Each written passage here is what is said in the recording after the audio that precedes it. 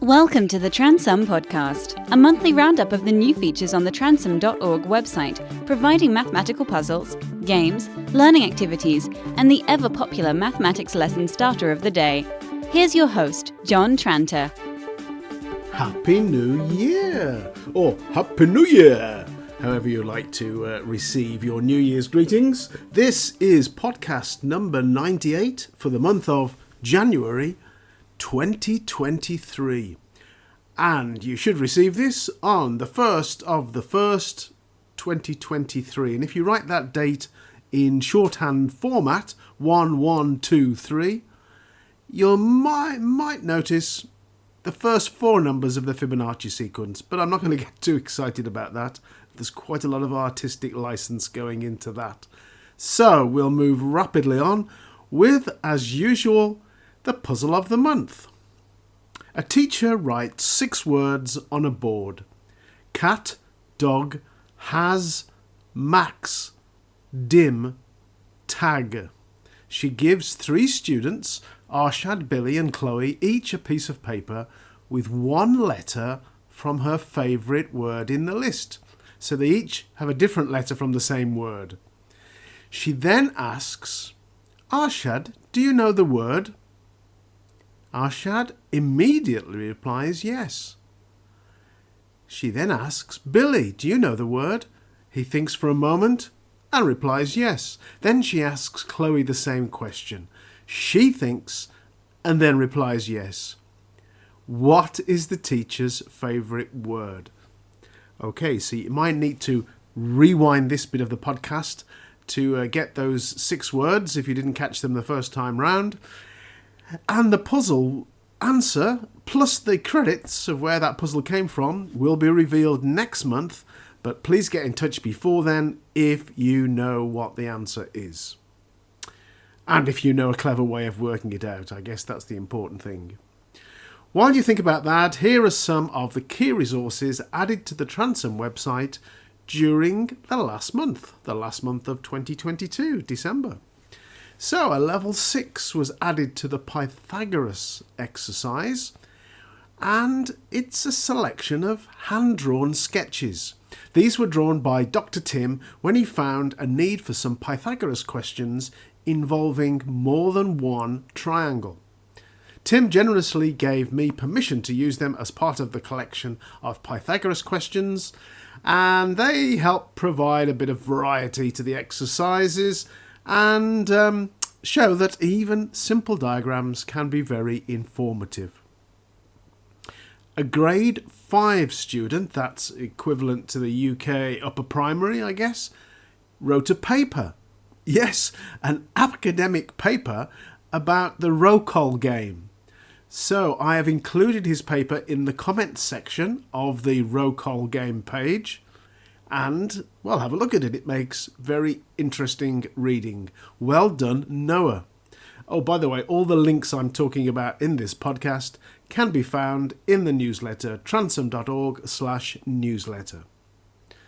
The place value exercise now has 5 levels instead of just 1. Beyond the standard questions, there are 3 tables to be completed, and they're in increasing order of difficulty. It's a nice resource adding depth to this topic of place value. Have a look at that, it may be useful to you. Many publications begin a new year with a look back at the previous year, and I thought it would be an interesting thing to share with you some of the top 10s from 2022. And I get this information from Google Analytics, which is a service which tells me, well, first of all, the locations of the visitors to the website. So, I'll read these in reverse order. Number 10, 1% of the visitors come from Singapore. Number 9, just over 1% come from the Philippines. 2% come from the United Arab Emirates at number 8. Number 7, 2% from Hong Kong. 3% from New Zealand at number 6. 3% from Canada at number 5, 4% from India at number 4, 12% from Australia at number 3, The United States is in position number 2 with 22% of the visitors, And in the number one position, the United Kingdom, 35%. So that's where all the people that are doing these exercises and puzzles and games online come from. So which are the top 10 activities that are viewed most often? Number 10, the Random Student Generator. Number 9, the Tower of Hanoi puzzle. Number 8, the Car Park puzzle. Number 7, Tables Master. Number 6, Starter of the Day. Number 5, the Games page. Number 4, the Puzzles page. Number 3, Online Logo. Number 4, Transformation Tetris. And that always puzzles me that gets so high. Number 1, of course, is the Desmos Graph Plotter, which is just so versatile. I can see why that's top of that top 10. Okay, 2 final top 3s. These are the platforms that people visit Transom from. Number 1 is Windows. 34% of you use Windows. Apple Mac is 27%. And Chrome OS is 24%. And the browser that you choose to look at these web pages, in third place, is actually the one that I use to construct the pages with, and that's Edge, which has only got 6%. Number 2 is Safari with 26%. But number 1 is Chrome. 63% of you use the Chrome browser for visiting Transom. You can find Transom Mathematics at www.transom.org. I think all of you listening to this podcast in early January will be on holiday, as of course will your pupils. You probably know that there's a section of the Transom website specifically designed to direct inquisitive minds to mathematical activities that are fun and rewarding to do at home until school reopens. So, the link is in the newsletter to School Holiday Maths Activities. Stick it in an email, send it to your pupils, and make it an optional thing to do if they're getting a bit on the bored side.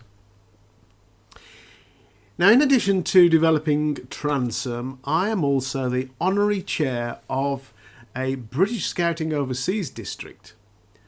In the end-of-year bulletin for that district, I always contribute a puzzle, and this year's is called Systematic Scouting. So there's no reason you can't have a go at that. Again, the link is in the newsletter, transom.org/newsletter. Can you do all 5 levels of that puzzle? There was a great deal written online last month about probably the best software program for impersonating humans that has ever been released to the public for general use. And such is its appeal that within days of its launch, in November, ChatGPT attracted over 1 million people who logged in. I thought I would give it a try. I asked it to write a poem that could be included in this podcast. Within the blink of an eye, it came up with this. As the new year starts to dawn, we look back on all that's gone. But more importantly, we look ahead to all the maths problems we have yet to shed. We'll tackle equations and solve equations. We'll find the slope and the intersection. We'll graph and we'll plot, and we'll never give up or stop. So let's make this new year our best yet, with math skills that we won't forget. We'll conquer every challenge with grace and leave behind any struggles or race. So here's to a bright new year, filled with math, should be maths, and nothing to fear. We'll work hard and we'll have fun, and our math skills will be second to none. Well, it's not really to my taste as a poem. I don't think it'll win any prizes, but it is actually fascinating to think that a piece of software has come up with that poem. Amazing. So finally, the answer to last month's puzzle, which, if you remember, was I'm looking at the ornaments hanging on the Christmas tree, and all of them are one of 3 colours. And I've noticed that all of them are red except for 8 of them. All of them are green except for 11 of them. All of them are gold except for 13 of them. how many ornaments are on the tree, and how many of each colour are there. So as I've been studying simultaneous equations for, 80% of my life, I cannot resist writing the given information as a set of 3 linear equations. So I've let R represent the number of red ornaments, G for green, and D for gold, because I've already used up a G. So G plus D is 8, R plus D is 11, R plus G is 13. I've shown how these can be solved simultaneously in the newsletter, and the answer is there are 8 red ornaments, 5 green ornaments, 3 gold ornaments, which makes 16 ornaments on the tree altogether.